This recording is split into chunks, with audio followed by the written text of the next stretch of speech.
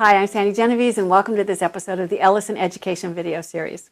If you're looking for a fun project that you want to use to animate a school or a classroom event, look no further because we have the coolest photo props.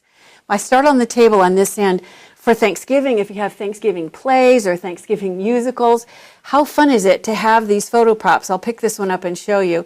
When you put a stick through the slits, and the slits are already on the die, it allows the kids to be able to use them in part of like a costume. You can also have a camera set up and have kids take photos where they're using the different photo props. So if you look back at the table, you'll see Thanksgiving. There is the beak with the wattle, there's the pilgrim hat, and if they want to pick up and hold, of course, how nice is it to have a drumstick? Because in my family, for some reason, that was the one everyone seemed to want. There's only two, but would have been good if there were more.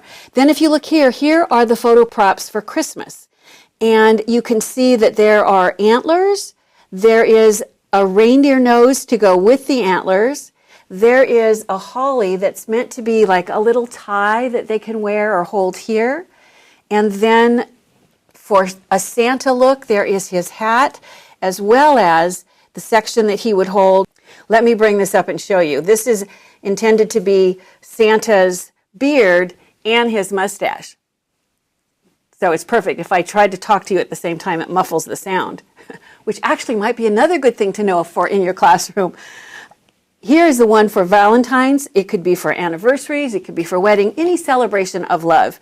And what's cool about this one is if you look, the pieces that pop out of this glasses, I'll bring this up and show you what I mean. I've used the part that drops out of these hearts to decorate the heart in the middle, so that when I already have glasses, but in this case, Mike said that this makes me not 4 eyes, but 6 eyes. But you can see how these dropout pieces can be used. And if you look here, the X's and the heart inside the O, if I come down here to the caption box, the hearts and the X's are used in the caption box, and they're just the pieces that fall out of the other photo props. And then when I turn it over, the backside, I've just used stickers to write the message. If you use chalkboard paper, the kids can erase it and they can write their own message every single time. Now, the one thing that we did that I want you to see how to do, if you look back at Christmas, there are a lot of designs on here. In order to get all of these on one die, we had to create a fold. And it's the middle of the antlers. So here is the die, and although you may not see the blade all that clearly, the blade for the antlers stops right here. So I've placed a little piece of, can be masking tape, washi tape, anything that can just sit there, and it indicates the folded edge. So you take your paper, make sure that when it's folded, it's large enough to fit the antler section, and then position this, slide it against the die until it is in contact, it's just butting against the edge of that tape.